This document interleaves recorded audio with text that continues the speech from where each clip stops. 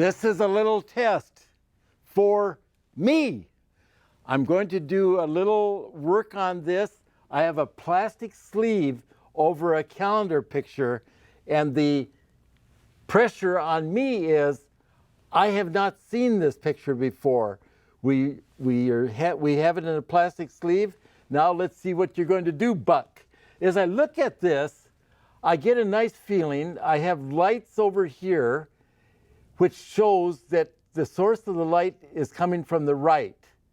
Now, we need to decide what's going to happen here. This looks like a road, and this looks like water. So I think I'll put a little movement back there. So the river, the stream, is coming from down there, and it isn't just a leaky faucet someplace. So let's take a little blue and white. This is phthalo blue, and I have just a little Payne's gray with it. This is in the shadow, so I'll make note of that as I add this. And here's a nice aspect of doing this in a plastic sheath too, is that we can take and wipe a little bit what we've placed on. See how it just softens down a little bit?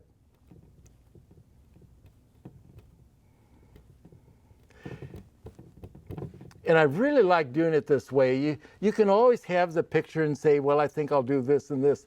But this makes such sense. All right, we have the light coming from the right. What I want to know is it coming from back there or is it coming from over here? See, over here kind of leans a nice path. So we'll start at the back first, go a little lighter, and then we'll see about coming across the river. This is yellow and white, and maybe a touch of blue. So we'll go a little stronger right in there.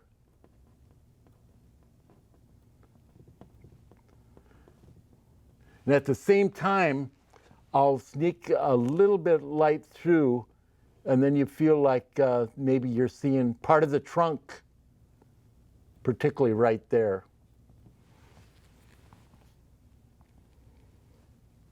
Now, putting this light back there does not convince me that I shouldn't put some more light in. And I'm going to put some more light in. I've made up my mind, yellow and white.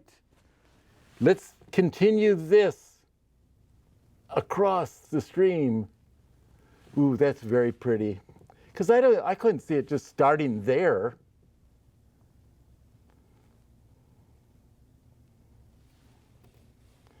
Rubbing, gee, isn't that great? You can blend with the fingers. Ooh, I like that, a new discovery. And it doesn't leave anything on the finger, look at it. Oh, is this one? Oh, okay.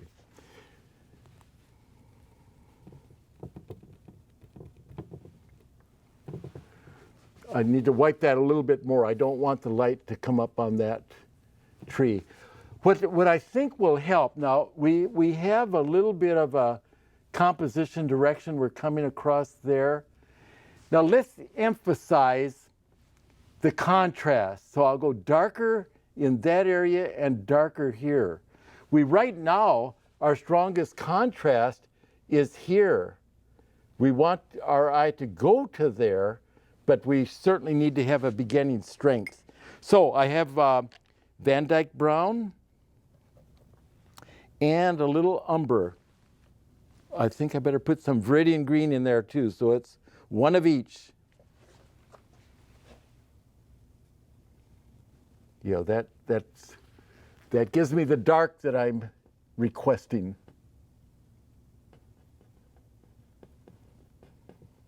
And as I come out to the edges, a little softer, and you're certainly making use of the dark that is already there, which is non-paint.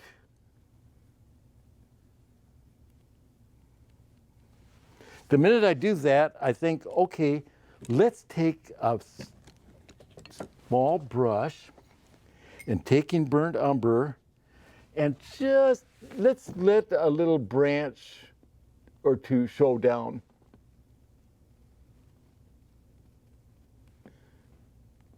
You know, what's so neat about doing these shows, you see people that recognize you and they wave. Oh, gee, that's so great.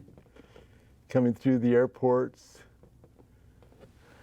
You can see the small amount of branches there, but that's just enough. We want them to play their part, be part of the character, but they don't detract from the rest. Now, we mentioned earlier that that dark needs to continue over in the left. Here's the color. This was the Payne's Gray, Burnt Umber, and Viridian Green. See, this will kind of bookend against that light, and your eye goes there for sure. A little bit up there.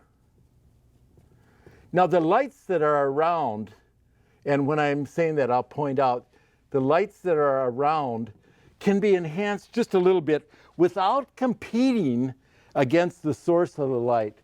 So when I put the other lights on, here's kind of a principle to remember. I can have places that are just as light, but they don't necessarily meet the darks. Therefore, you don't have quite the same contrast. And you do this a lot with clouds and skies and so on, with foam. But you try to get one center of interest. And our center of interest is there, but it certainly continues over towards the light trees on the left. Boy, I love those little detail grasses. I'm going to take some permanent green light, and I'm going to a little white, and I look at those, and I like those. I feel almost, if we have a little bit, oops, I went a little low on that. I want the green there, but I don't want quite so low.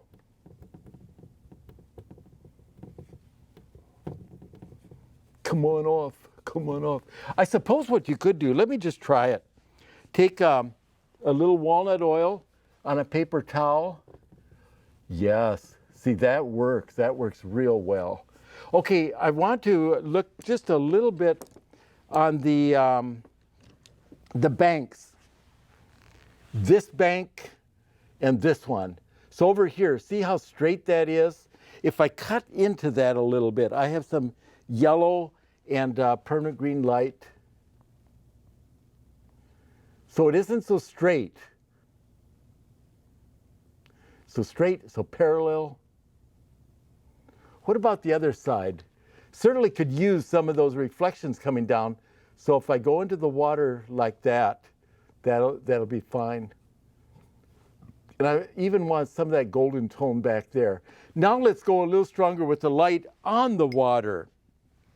I have yellow and white, a little more white. I want a strong beginning. Strong beginning. And down here, we can have a little bit of lights there as well. But I feel this should have just a little something. So we'll take the green. We've been using the Viridian Green, a little raw sienna.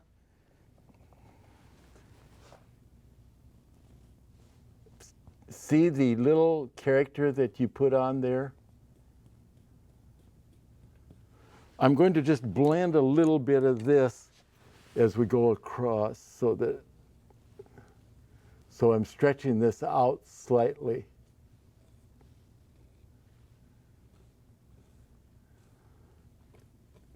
Boy, it's nice. I didn't know you could blend this, but why not?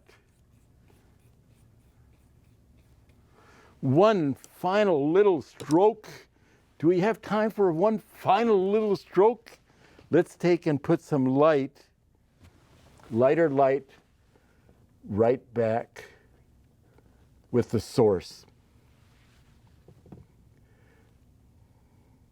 Then there's no question about where the light's coming from. Thank you for watching. Oh, what a great way to paint. Try it. You'll like it. Funded by the Minnesota Arts and Cultural Heritage Fund with money from the vote of the people of Minnesota on November 4th, 2008. And by the members of Prairie Public.